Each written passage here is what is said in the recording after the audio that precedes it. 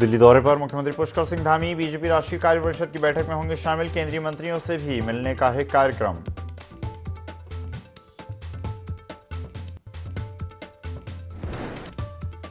Police ने हिंसा के मास्टरमाइंड पर कसा शिकंजा। मास्टरमाइंड अब्दुल मलिक समेत 9 आरोपियों के खिलाफ जारी किया वांटेड पोस्टर। घर कुर्की की कार्रवाई जारी।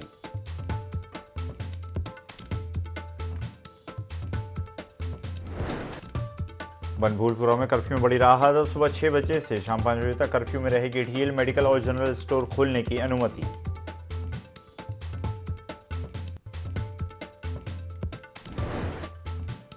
राजभवन पहुंचा समान नागरिक संहिता विधेयक। परीक्षण के बाद जल्द मंजूरी के लिए राष्ट्रपति को भेजा जाएगा यूसीसी विधेयक। राज्य आंदोलनकारियों को 10% क्षैतिज आरक्षण विधेयक भी राजभवन पहुंचा।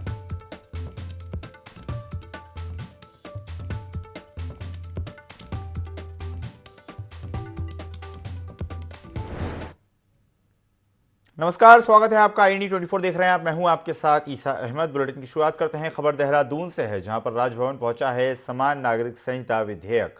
आपको बता दें, परीक्षण के बाद जल्द ही मंजूरी के लिए राष्ट्रपति को भेजा जाएगा यूसीसी विधेयक। राज्य आंदोलनकारियों को 10% क्षैतिज आरक्षण विधेयक भी पहुंचा है राजभवन।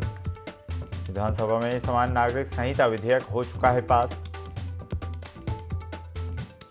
समान नागरिक संहिता विधेयक राजभवन पहुंच चुका है। राजभवन पहुंचा है समान नागरिक संहिता विधेयक। परीक्षण के बाद जल्द मंजूरी के लिए यूसीसी राष्ट्रपति को भेजा जाएगा। राज्य आंदोलनकारियों को 10% क्षैतिज आरक्षण विधेयक भी पहुंचा है राजभवन। विधानसभा में समान नागरिक संहिता विधेयक हो चुका है पास।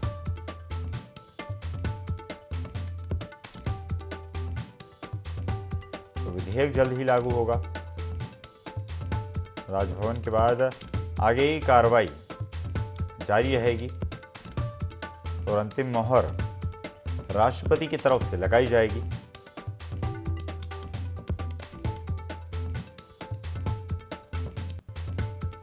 तो उत्तराखंड सरकार के प्रयासों के बाद यूसीसी उत्तराखंड में लागू लगभग हो चुका है और उत्तराखंड की सफलता के बाद इसे पूरे देश में लागू किया जाएगा समान नागरिक संहिता, जिससे उद्देश्य है कि प्रत्येक भारतवासी का समान अधिकार हो, सभी के लिए समान नियम हो। उत्तराखंड में यूसीसी का लागू होना एक पायलट प्रोजेक्ट की तरह देखा जा रहा है। विधानसभा में समान नागरिक संहिता विधेयक पास हो चुका है और यहां से वो राजभवन पहुंचा है और राजभवन के बाद ये राष्ट्रपति के पास जाएगा।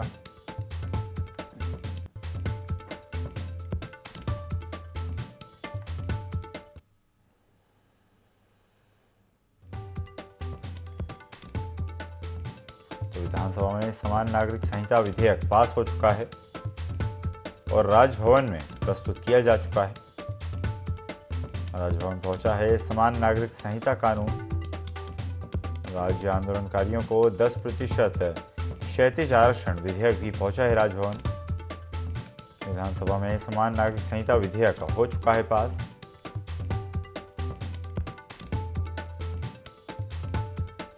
देहरादून से ये खबर आपको बता रहे हैं, जहां पर राजभवन पहुंचा है समान नागरिक संहिता विधेयक। परीक्षण के बाद जल्द ही इसे मंजूरी के लिए राष्ट्रपति को भेजा जाएगा। खबर पर ज्यादा जानकारी के लिए सहयोगी विनय सूद हमारे साथ जुड़ गए हैं। विनय, उत्तराखंड पहला राज्य बनने के लिए तैयार है जहां पर यूसीसी लागू होगा। विधानसभा में कानून पर मंजूरी मिल चुकी है, जिसके बाद ये राजभवन पहुंचा है और उसके बाद राष्ट्रपति की अंतिम मोहर लगेगी। जी सर, बिल्कुल। देखिए, आपको बता दें कि यूसीसी की अगर बात करें तो यूसीसी का जो विधेयक है वो विधानसभा से पास हो चुका है, जिसके बाद अब राजभवन भी पहुंच चुका है। तो इसके बाद में अब राष्ट्रपति को जो है ये भेजा जाना है, जिसके बाद पूरे उत्तराखंड में जो समान नागरिक संहिता कानून है उसको लागू कर दिया जाएगा, जिससे सभी जो धर्मों के लोग हैं सभी के लिए एक तरह का जो कानून है वो यहाँ पर उत्तराखंड में बन जाएगा। और उत्तराखंड जो पहला राज्य इस दौरान बनने वाला है, जिसमें कि यूसीसी को लागू किया जा रहा है, जिससे कि उत्तराखंड वासियों के जो लोग हैं उनको इसका काफी फायदा मिल पाएगा जी। जी बिल्कुल विनय, जिस तरह से आपने बताया कि समान नागरिक संहिता कानून लगभग पास हो चुका है विधानसभा में, राजभवन में पास करने की तैयारी है और उसके बाद राष्ट्रपति की अंतिम मोहर लगेगी। तो जिस तरह से आपने बताया कि समान नागरिक हो, समान नागरिकों के समान अधिकार हैं और जिस तरह से उद्देश्य भी भारतीय जनता पार्टी ने स्पष्ट किया है कि यूसीसी के माध्यम से एक भारत श्रेष्ठ भारत का जो उद्देश्य है उसे पूरा किया जाएगा।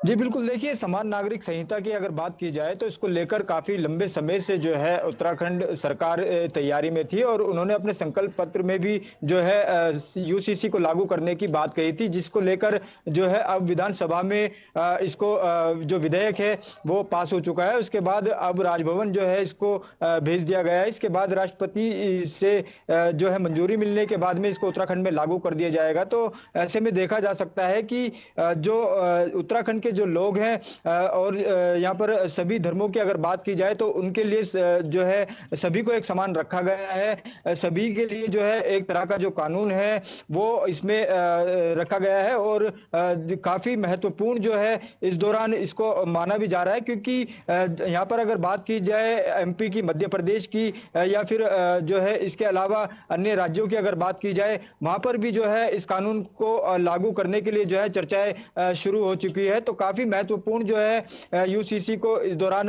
माना जा रहा है और उत्तराखंड देश का पहला राज्य इस दौरान बनने जा रहा है। वहीं क्षैतिज आरक्षण की अगर बात की जाए तो राज्य आंदोलनकारी जो है उनके भी जो यहाँ पर क्षैतिज आरक्षण को लागू करने की यहाँ पर बात की गई थी, वो भी जो है विधेयक विधानसभा से पास हो चुका है। अब उसमें भी जो सरकारी नौकरियां हैं 10% क्षैतिज आरक्षण को लेकर के जो है उसको भी यहाँ पर पेश कर दिया गया है, विधानसभा से जो है वो पास हो चुका है। तो ऐसे में देखा जा सकता है काफी बड़ा महत्वपूर्ण जो फैसला है इस दौरान उत्तराखंड सरकार द्वारा लिया गया है और जो यूसीसी है उसको जल्द ही उत्तराखंड में लागू करने की तैयारी जोरों से चल रही है। जी जी बिल्कुल विनय, जिस तरह से आपने बताया सरकार की मंशा, सरकार के प्रयास अपनी जगह है, लेकिन कहीं ना कहीं विपक्ष भी उतना ही ज़्यादा हमलावर रहा। हालांकि विधानसभा में विधेयक के पास होने के बाद आरोप प्रत्यारोप का जो सिलसिला था वो कहीं ना कहीं थम गया है, लेकिन सवाल विपक्ष के वहीं के वहीं बने हुए हैं कि समान नागरिक संहिता से अगर उद्देश्य एक नागरिक और हर एक नागरिक के प्रति एक नागरिक के समान अधिकार हो, अगर उद्देश्य यही है तो फिर एक राज्य में केवल ये कैसे लागू हो सकता है? जी बिल्कुल, इसे देखिए आपको बता दें जो विपक्ष है, विपक्ष लगातार जो है सरकार को घेरने की तैयारी में जो है इस दौरान रहा है। तो वहीं अब देखा जा सकता है कि पूरी तरह से उत्तराखंड सरकार ने जिस तरह से विधानसभा सत्र के दौरान इसको यहाँ पर पास कराया गया है यूसीसी को, तो काफी महत्वपूर्ण जो है इस दौरान इसको माना जा रहा है, क्योंकि यहाँ पर सरकारों की अगर बात की जाए तो जो राज्य सरकार है वो इसको लेकर के जो है फैसला अपने लिए ले सकती है और काफी महत्वपूर्ण जो है इस दौरान यूसीसी को भी माना जा रहा है। क्षैतिज आरक्षण का जो काफी लंबे समय से मुद्दा चला आ रहा था उसको लेकर के भी जो है विधेयक विधानसभा में पास हो चुका है। तो तमाम ऐसे जो प्रयास हैं वो उत्तराखंड सरकार के जो है लगातार रहते हैं। सीएम धामी क्योंकि युवा चेहरा भी हैं, वो लगातार उत्तराखंड के हितों के लिए कार्य करते हुए नजर आते हैं। ऐसे में ये बड़ा फैसला जो है यूसीसी उत्तराखंड में लागू करने को लेकर के जिस तरह से लिया गया है, तो काफी बड़ा फायदा जो है इस दौरान उत्तराखंड वासियों को मिल पाएगा। जी बिल्कुल विनय, तो माना जा सकता है कि उत्तराखंड पहला ऐसा राज्य होगा जहां पर यूसीसी कानून लागू होगा और इसे पायलट प्रोजेक्ट के तहत देखा जाएगा। अगर इस राज्य में यूसीसी सफल होता है तो अन्य राज्य भी इसी तरह से यूसीसी लागू करेंगे। धन्यवाद विनय, जुड़ने के लिए और जानकारी साझा करने के लिए। विधायकों के हस्ताक्षर युक्त पत्र के बाद प्रदेश सरकार ने कैबिनेट में बजट सत्र देहरादून में कराने का निर्णय लिया है। सत्र गैरसैंण में नहीं करने पर पूर्व मुख्यमंत्री हरीश रावत ने सरकार पर हमला बोला। उन्होंने सरकार पर गैरसैंण की उपेक्षा किए जाने का आरोप लगाया। उन्होंने कहा कि हिमालय राज्य है और इस हिमालयी राज्य में सरकार और विधायकों को ठंड लगती है, तो फिर इस हिमालयी राज्य की क्या अवधारणा रहेगी। हरीश रावत ने कहा कि एक बार फिर पार्लियामेंट जाना पड़ेगा और पार्लियामेंट से कहना चाहिए कि जिस हिमालयी राज्य का उत्तराखंड के रूप में गठन किया गया उसे फैसले को निरस्त होना चाहिए। हिमालयी राज्य है, हिमालयी राज्य में यदि सरकार को ठंड लग जाएगी, विधायकों को ठंड लग जाएगी, तो फिर ये हिमालयी राज्य किस अवधारणा का। हमको पार्लियामेंट के पास फिर जाना चाहिए कहना चाहिए जो हिमालयी राज्य के रूप में आपने उत्तराखंड को बनाया है उसको निरस्त करिए, इसको जो है सामान्य राज्य के रूप में गठित करिए। हरिद्वार के ज्वालापुर में चल रही मीट शॉप नियमों की धज्जियां उड़ा रही है। शिकायत पर छापेमारी करने पहुंची नगर निगम की टीम को ज्वालापुर स्थित मीट मार्केट की कई दुकानों में अनियमितताएं देखने को मिली। टीम को कुछ स्थानीय लोगों से जानवरों का अवैध कटान कर कूड़े में फेंके जाने की शिकायत मिली थी, जिसके बाद टीम ने छापेमारी की और अवशेष के सैंपल लेकर जांच के लिए भेज दिए। फिलहाल रिपोर्ट का इंतजार किया जा रहा है। इसके अलावा अनियमितता मिलने पर कई दुकानों के चालान भी काटे गए। हमारी टीम ज्वालापुर क्षेत्र गई थी और वहाँ पे हमें कंप्लेंट मिली कि एक फीमेल गोट जो है उसका स्लॉटर करके उसके फीटस को फेंका गया था और टीम ने फॉरेंसिक सैंपल भी आज कलेक्ट किया है। जो सैंपल का रिजल्ट हमारे पास जैसे ही आ जाता है उसमें फिर आगे कार्रवाई की जाएगी। यहाँ पे गंदगी पाई गई है, कुछ दुकानों के शीशे जो थे वो काले नहीं थे, उन लोग को चालान इशू किया जाएगा, साइटेशन इशू किया जाएगा। प्रदेश में एक बार फिर मौसम ने करवट ली है। मौसम विभाग ने 18 फरवरी की शाम से 7 जिलों में बारिश के आसार जताए।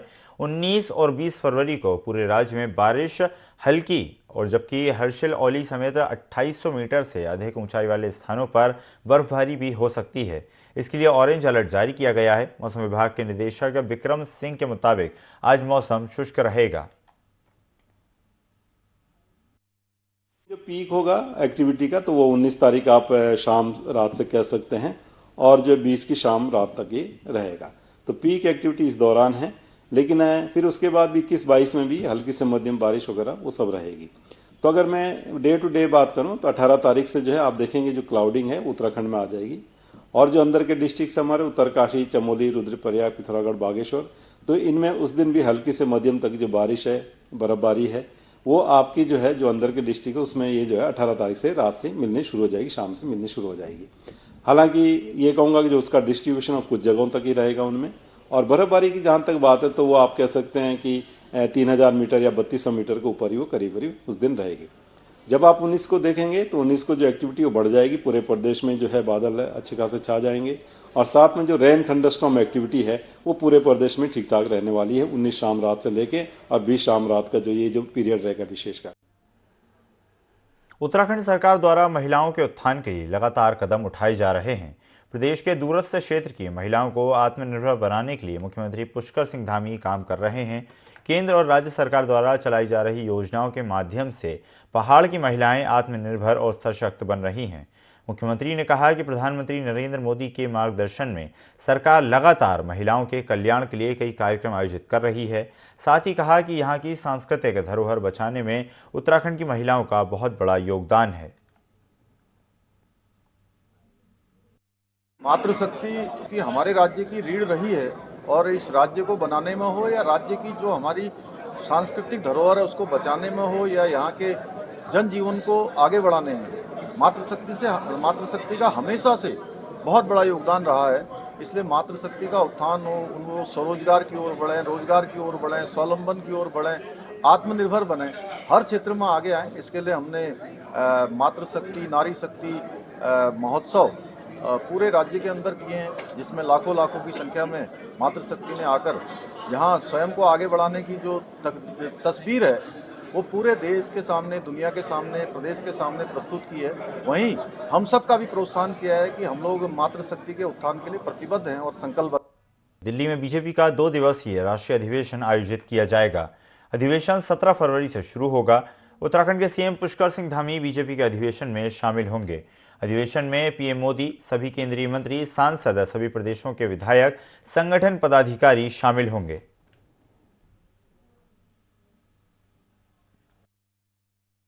राष्ट्रीय अधिवेशन भारतीय जनता पार्टी का दिल्ली में कल 17 परसों 18 तारीख को 2 दिन में हो रहा है। इसमें आदरणीय प्रधानमंत्री नरेंद्र मोदी से लेकर के पूरे केंद्रीय मंत्रिमंडल के सभी सदस्य रहेंगे, सभी सांसदगण रहेंगे, सभी प्रदेशों के बीजेपी के विधायकगण रहेंगे। अब प्रदेश के सभी पदाधिकारी हैं, सरकारों में जो दायित्ववान लोग हैं, दायित्वधारी, वो सभी दायित्वधारी उसमें रहने वाले हैं। मीडिया से संबंधित लोग उसमें रहेंगे पूरे देश भर के, और लगभग 10,000 से अधिक प्रतिनिधि पूरे देश भर से इस राष्ट्रीय अधिवेशन में शामिल हो। देहरादून में अपनी मांगों को लेकर उपनल कर्मियों ने पैदल मार्च निकालकर सैनिक कल्याण मंत्री गणेश जोशी के आवास को घेरने की कोशिश की, लेकिन पुलिस ने प्रदर्शनकारियों को सुभाष रोड पर ही रोक दिया। इस दौरान प्रदर्शनकारियों और पुलिस के बीच धक्का मुक्की भी हुई। प्रदर्शनकारी उपनल कर्मी SLP वापस लेने, अकस्मात मौत पर मुआवजा सहित अन्य मांग कर रहे हैं।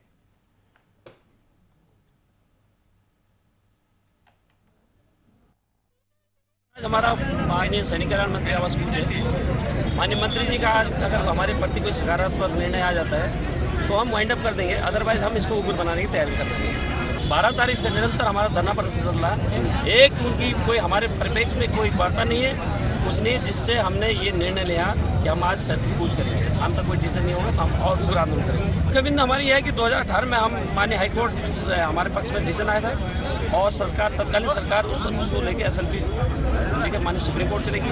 हमारी प्रमुख मांगे वही है कि आप SLP वापस लीजिए, माननीय हाईकोर्ट का निर्णय लागू कीजिए। राज्य के को इस बात को समझना चाहिए कि किसी पार्टी का मामला नहीं है। हम सब लोग मिलजुल करके अपने बच्चे जिनके ऊपर भविष्य है हमारा, जिनके लिए राज्य बनाया है, उन्हीं के एक हिस्से के ऊपर अत्याचार कर रहे हैं। तो ये सामूहिक लड़ाई है। मैं इनके साथ 1 घंटे का मौन व्रत रख करके मैंने यहीं पर मौन उपवास तोड़ा और भगवान शिव इनकी मदद करें, ये कामना करता हूं। और मैं इनके साथ एक भावनात्मक एकजुटता जाहिर करने के लिए आगामी लोकसभा चुनाव की तैयारी में जुटी भारतीय जनता पार्टी प्रदेश में लाभार्थी सम्मेलन की शुरुआत करने जा रही है, जिसके तहत बीजेपी के कार्यकर्ता प्रदेश भर में केंद्र और राज्य सरकार की योजनाओं की जानकारी और उनका लाभ आम जनता को पहुंचाने का काम कर रहे हैं। प्रदेश महामंत्री आदित्य कोठारी ने कहा कि पीएम मोदी के आह्वान पर देश को वर्ष 2047 तक विकसित भारत के रूप में स्थापित करने का लक्ष्य रखा गया है। पीएम मोदी के नेतृत्व में गरीबी दूर करने की दिशा में कार्य किया जा रहा है और कई योजनाओं से देशवासी लाभान्वित हो रहे हैं। केंद्र सरकार और राज्य सरकार के द्वारा जो जन कल्याणकारी कार्यक्रम चलाए जा रहे हैं और उनसे लाभान्वित होने वाले जितने भी व्यक्ति हैं, यानी लाभार्थियों से संपर्क का अभियान भारतीय जनता पार्टी के द्वारा 1, 2 और 3 मार्च को इन 3 तिथियों में किया जा रहा है। अभी उसकी तैयारियां पार्टी के स्तर पर की जा रही हैं। अभी हमने लोकसभा स्तर पर 5 लोकसभाओं में उसकी कार्यशालाएं संपन्न हुई हैं और अब हम उसकी कार्यशालाएं मंडल स्तर पर 25 फरवरी तक मंडल स्तर पर लाभार्थी संपर्क अभियान की कार्यशालाएं संपन्न होंगी। इसमें लगभग 9.5 लाख लाभार्थी उत्तराखंड में केंद्र सरकार की योजनाओं के हैं। हमारे 56,000 के करीब पार्टी के पदाधिकारी और कार्यकर्ता इन 9.5 लाख लाभार्थियों से संपर्क करेंगे और उस लाभार्थी से जो योजना है उसके विषय में जानकारी लेंगे, बातचीत करेंगे। किसी लाभार्थी को लाभ लेने में या किसी प्रकार की कोई दिक्कत न हो, कोई परेशानी न हो, इसके संबंध में भी बातचीत करेंगे। एक बहुत बड़ा अभियान ये है और इसके लिए भारतीय जनता पार्टी पूरी तैयारी जो है इस फरवरी के महीने में करेगी। सीमांत जनपद उत्तरकाशी, जहां मां गंगा, यमुना और भगवान काशी विश्वनाथ की भूमि समेत कई देवी देवताओं की स्थली है।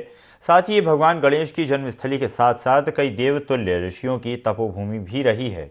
वहीं ये धरती अपनी संस्कृति और देवताओं के वास के लिए प्रसिद्ध है। बताइए इस मेले की क्या खासियत है और कितने में चलता है? इस मेले की खासियत है कि ये पौराणिक मेला है और ये विगत कई वर्षों से यहाँ होते आ रहा है। ये यमदग्नि ऋषि महाराज की तपस्थली है और जिस स्थान पे ये मेला होता है यहाँ गंगनानी के नाम से ये जाना जाता है। और गंगनानी का यहाँ पर जो कुंड है वो यमदग्नि ऋषि महाराज की तप से यहाँ पर गंगा का पानी यहाँ पर आया है और जिसके नाम से यहाँ का नाम गंगनानी पड़ा। हाँ, ये त्रिवेणी घाट का प्रयाग इसलिए कहा जाता है कि यहाँ की 3 नदियों का यहाँ पर संगम है, गंगा, यमुना और केदार गंगा का, जिसलिए यहाँ पर त्रिवेणी घाट और प्रयाग के नाम से जाना जाता है। भगवान यमदग्नि ऋषि की ये तपस्थली रही है, क्योंकि जब वो यहाँ पर तपस्या करते थे तो उस टाइम भागीरथी गंगा का जल लेने के लिए जो है उत्तरकाशी नाकुरी वो जाया करते थे। और जब वो बुजुर्ग हो गए तो उसके बाद जो है बाकायदा जो है उन्होंने माँ गंगा से आराधना की कि माँ अब मैं आपके जल को लेने नहीं आ पाता हूँ। तो माँ गंगा उनके सपने में आई और सिर्फ माँ गंगा ने इतना कहा था कि अपना कमंडल लेकर के यहाँ नाकुरी आ जाना।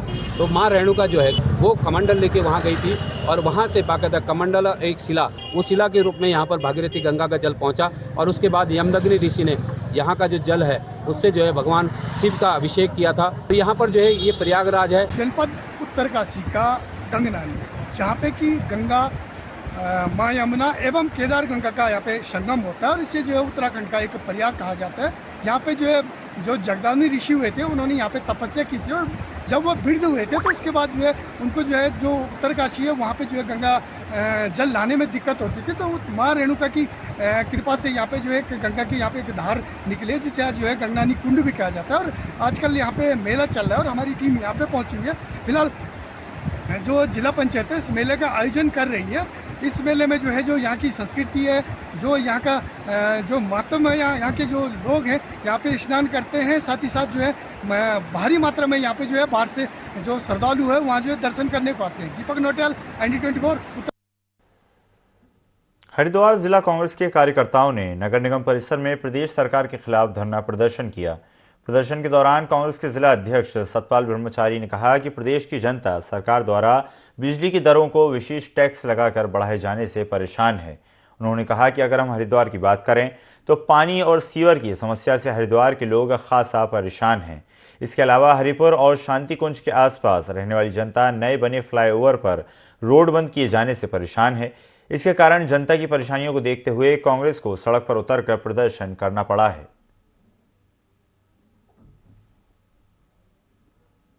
बिजली की समस्या आप पावन धाम चौक पर जाकर देखें, पहले तो रास्ता बंद कर दिया और आज एक नाला जो एक नाले से किया है पूरा उत्तरी क्षेत्र डूब जाएगा।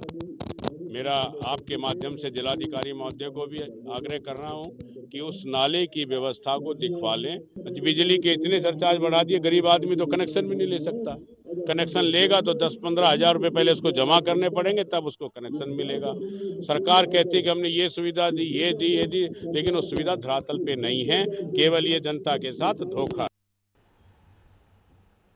उत्तराखंड में भारतीय जनता पार्टी लोकसभा चुनाव की तैयारी में जुटी है। बीजेपी 5 लोकसभा सीट को 5 लाख वोट के अंतर से जीतने का लक्ष्य बनाकर लगातार प्रयासरत है। चुनावी तैयारी को लेकर सांसद अजय टम्पा ने कहा कि लोकसभा चुनाव के लिए अल्मोड़ा सीट में शक्ति केंद्र पर काम हो रहे हैं और इसके साथ ही उन्होंने कहा कि आज़ादी के बाद पहली बार कोई प्रधानमंत्री अल्मोड़ा के बॉर्डर पर आया। केंद्रीय परिवहन मंत्री नितिन गडकरी ने अल्मोड़ा को रोड कनेक्टिविटी का अवसर दिया, जो सिर्फ भाजपा सरकार में हो सकता है। मैं बड़ा सौभाग्यवान हूँ कि देश की आज़ादी के बाद पहले ऐसे प्रधानमंत्री हैं जिन्होंने मेरे बॉर्डर के गांव यानी कि कहना चाहिए कि गुंजी, कुट्टी और जोलिंगकोंग और आदि कैलाश और पार्वती कुंड जाने का अवसर प्राप्त हुआ। जागेश्वर धाम आए, पिथौरागढ़ में एक बड़ी सभा की।